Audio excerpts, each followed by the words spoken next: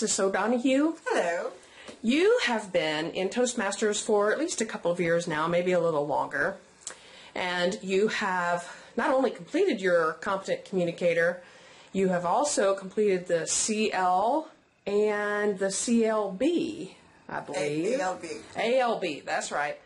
And so you've been around for a little while. You've also been an officer in the club. You've been a VPE and president, and now you are area director for Area 51. Mm-hmm. So we would like to pick your brain on how you get started with that lovely icebreaker.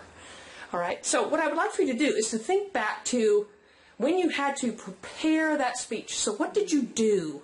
How did it feel? Well, it's an interesting thing about that icebreaker. I grew up on stage singing, so you would think I wasn't scared at all, but the truth is I was terrified. Part of it is that it's 4 to 6 minutes to tell them everything about yourself and about your whole life, and that's just completely mind-boggling.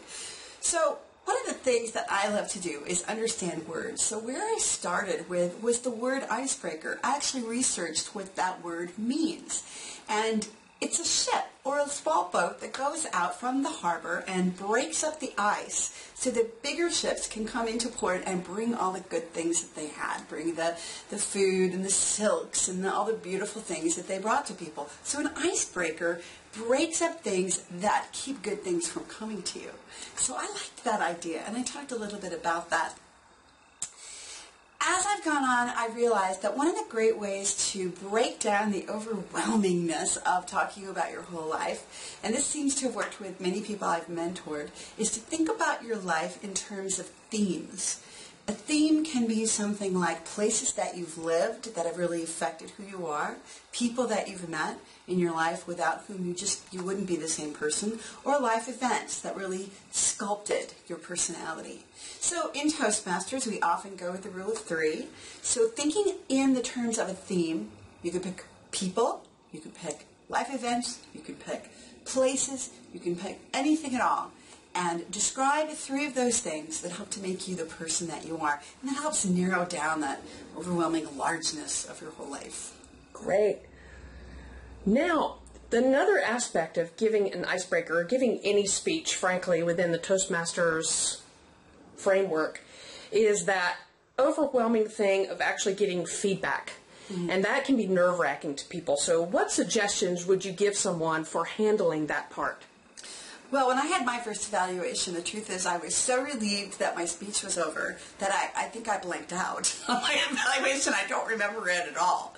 But I do understand what you mean. It's a thought of possibly being judged or criticized, and that is truly what Toastmasters is not about. This is a very supportive environment.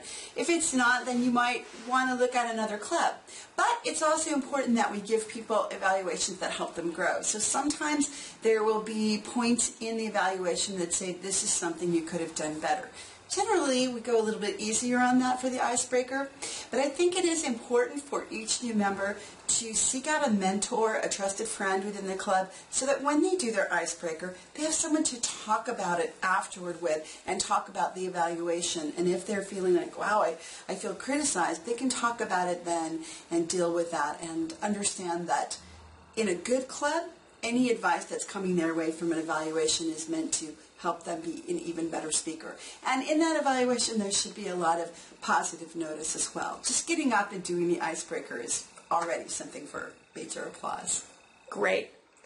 And finally, what I would like to hear from you is there's all kinds of things that go into prepping for any speech, and probably more so for the icebreaker.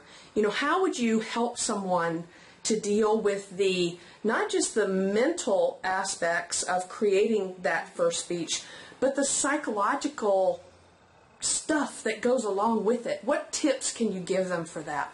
So are you referring to the fear of being criticized or the fear of just being nervous up there? Just being nervous and all that sort of thing. Well, for the icebreaker, it's really all right if you use a few notes or maybe a little card that helps you remember your main points. No one's going to have a problem with that. And, of course, we try to move away from that as we go on.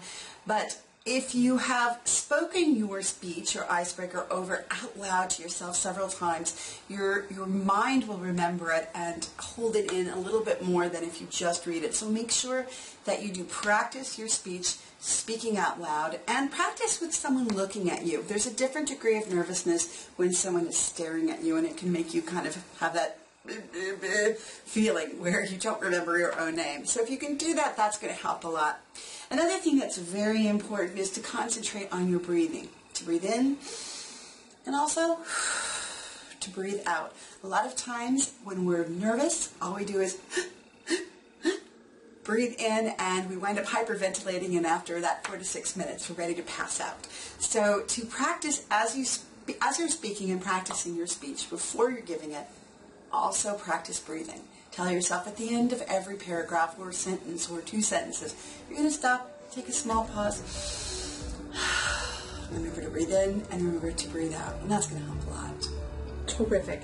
We appreciate your time today, Alexis. I think this is going to help people a lot in being able to prepare for that icebreaker. Thank you so much. It's my pleasure.